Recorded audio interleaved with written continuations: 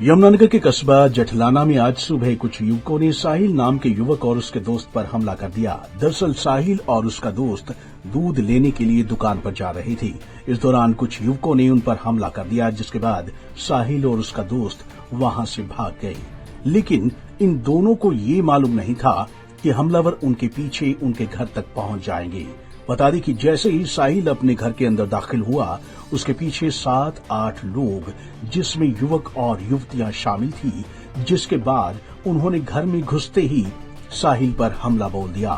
इस दौरान साहिल को बचाने के लिए उसकी मां सुमन भी बीच में आ गई। हमलावर जान लेने पर उतारू थे और उन्होंने सुमन पर भी हमला बोल दिया। 35 वर्ष की सुमन पर लात घूसों की बौछार कर दी। हमलावर तब तक सुमन को पीटते रहे जब तक उसके प्राण नहीं निकल गए। जैसे ही इन हमलावरों को पता लगा कि सुमन की मौत हो चुकी है, तो ये लोग वहां से फरार हो गए। हालांकि इस हमले में साहिल की जान बच गई।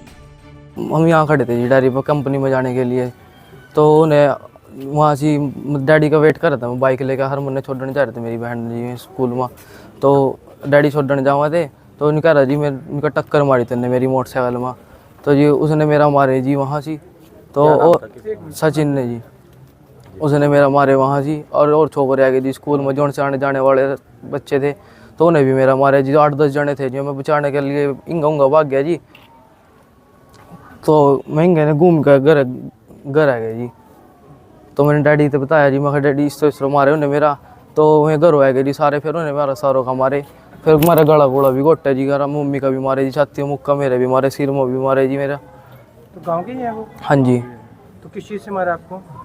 पंच वगैरह लेते शायद, मुक्के मारे जी छाती में। क्या बोलकर मारा? जानते मारेंगे जी, कहा था सारों ने जी। कितने लोग थे? 7-8 थे जी। तो जी यहाँ पे वो लड़का बाहर ही खड़ा था जी। हमने जैसे ही देखा वो क्या बात हुई क्या बात है, इतना पूछते रहे जी हम, इतना में अपना इसका मार मोर के जी चले गए। हाथ से ही मारे जी। कितने लोग थे? बस कई लड़के थे जी, कहाँ के रहने वाले? माजरी से थे जी, जठाने के। नाम वगैरह पता है? नहीं सर, तो झगड़ा किस वजह से हुआ? ये हमने नहीं पता जी। किस समय की घटना है? ये 9 बजे की जी। तो औरत की ऑन द स्पॉट मौत हो गई थी? हाँ जी, अला के पर बाद में हुआ जी। पहले तो यहाँ होया जी, यहाँ के बाद में फिर घर गए जी। हम उसका लड़के के देखने के लिए घर गए, तो वहाँ पे बाद में घर आए। घर आने पे उन्हें आंदो ही मारपीट शुरू की जी। कोई बातचीत कुछ नहीं करी।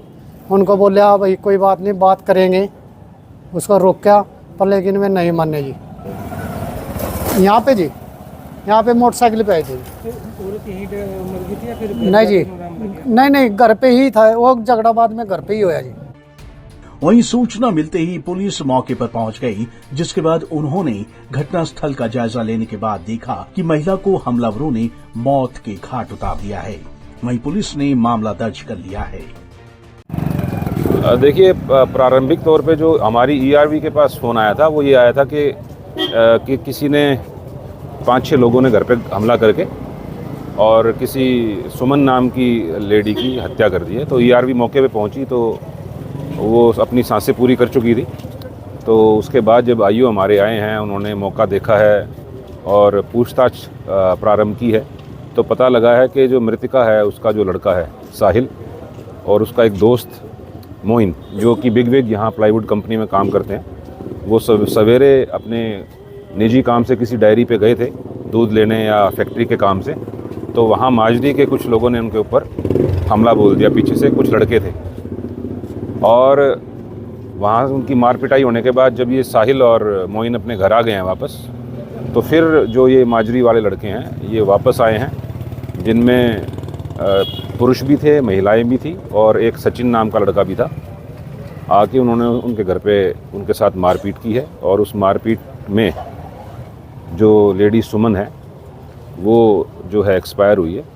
और प्रारंभिक जो जांच है उसमें हम बयान दर्ज करेंगे, जो भी वो बयान दर्ज करवाएंगे, और उन्हीं धाराओं में मुकदमा दर्ज करेंगे।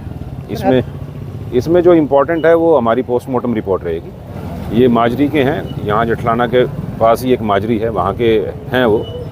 अभी जैसे कि मैं आपको बता रहा हूँ कि एक बार हम जो शव का पोस्टमार्टम करा लें, पोस्टमार्टम कराने के बाद जो एक्सपर्ट जो ओपिनियन आएगा डॉक्टर का कि कॉज ऑफ डेथ क्या है, उसके बाद ही हम किसी निष्कर्ष पे पहुंच पाएंगे। बाकी जो जांच है वो चल रही है, मुकदमा हम दर्ज कर देंगे अभी सीसीटीवी जो है उस एग्जैक्ट उसकी नहीं है, दोनों जो स्पॉट हैं उनमें उसके ऊपर कोई सीसीटीवी फुटेज नहीं है, लेकिन जो रास्ते हैं उनमें सीसीटीवी फुटेज है जो पुलिस ने अपने कब्जे में ले लिया है। उसका अवलोकन करेंगे और जो भी कार्रवाई है अमल में लाएंगे।